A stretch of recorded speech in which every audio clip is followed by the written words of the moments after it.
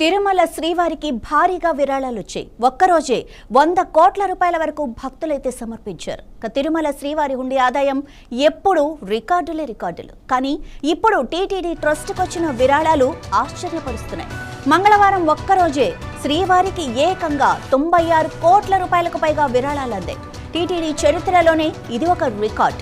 TTD ప్రకటించిన కొత్త donor policy బుధవారం నుంచి అమల్లోకి రానుండటమే దీనికి ప్రధాన కారణం.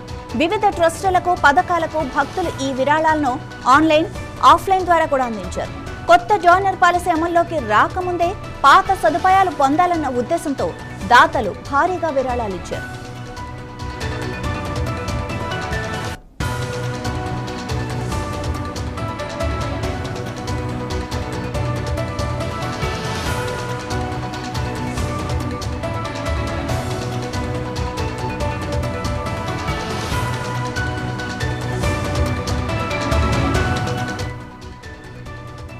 టీటీడీ పాలక మండలి మంగళవారం ఒక కీలక నిర్ణయం తీసుకుంది. దాతలకు కల్పించే ప్రత్యేక సదుపాయాల్లో కొన్ని మార్పులు చేసింది. ఈ కొత్త విధానం జూలై 15వ తేదీ అర్ధరాత్రి నుంచి అమల్లోకి వచ్చింది. దీంతో పాత విధానంలో ఉన్న సదుపాయాలు కోల్పోకూడదని భావించిన దాతలు మంగళవారం రాత్రి వరకు విరాళాలు అందించడానికి పోటీ పడ్డారు. మంగళవారం వచ్చిన మొత్తం విరాళాలు 96 కోట్ల 98 లక్షల రూపాయలు. ఇందులో 2354 మంది ఆన్లైన్ ద్వారా విరాళాలు సమర్పించగా 106 మంది భక్తులు ఆఫ్లైన్లో అందించారు. విరాళం ఇచ్చిన వారిలో 1212 మంది దాతలు ₹1,00,000 నుంచి 10 లక్షల రూపాయల వరకు ఇచ్చారు. మరో 1246 మంది భక్తులు 10 లక్షల నుంచి 25 లక్షల రూపాయల వరకు అందించారు. అత్యంత ఆశ్చర్యకరమైన విషయం ఏంటంటే ఇద్దరు దాతలు ఏకంగా ₹1,00,00,000 లేదా అంతకంటే ఎక్కువ విరాళాన్ని శ్రీవారికి సమర్పించారు.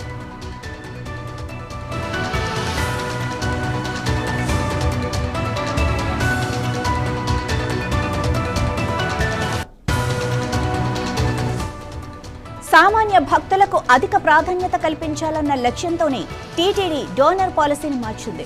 పారదర్శకతను పెంచడం, దాతల సదుపాయాలను దుర్వినియోగం కాకుండా చూడటం కూడా ఈ నిర్ణయం వెనుక ఉన్న ప్రధాన ఉద్దేశాలు. కొత్త విధానం ప్రకారం దాతలు తమ దర్శన, సేవా కోటాను డోనర్ మేనేజ్మెంట్ సిస్టమ్ ద్వారా మాత్రమే దరఖాస్తు చేసుకోవాలి. ఈ ప్రివిలేజెస్ ను ఎవరైనా దుర్వినియోగం చేసినట్లు తేలితే వాటిని రద్దు చేసే అధికారం టీటీడీకి ఉంటుంది. ప్రస్తుతం టీటీడీ చైర్మన్ గా బిఆర్ నాయుడు, కార్యనిర్వహణాధికారిగా ముద్దాడ రవిచంద్ర ఉన్నారు. ఈ మార్పుల ఆలయ పాలనలో సరికొత్త అధ్యాయాన్ని మొదలుపెట్టాయని భావిస్తున్నారు. దాతలకు పాత ప్రివిలేజెస్ కొనసాగుతాయి. కొత్త వారికి మాత్రమే మార్చిన నిబంధనలు వర్తిస్తాయి.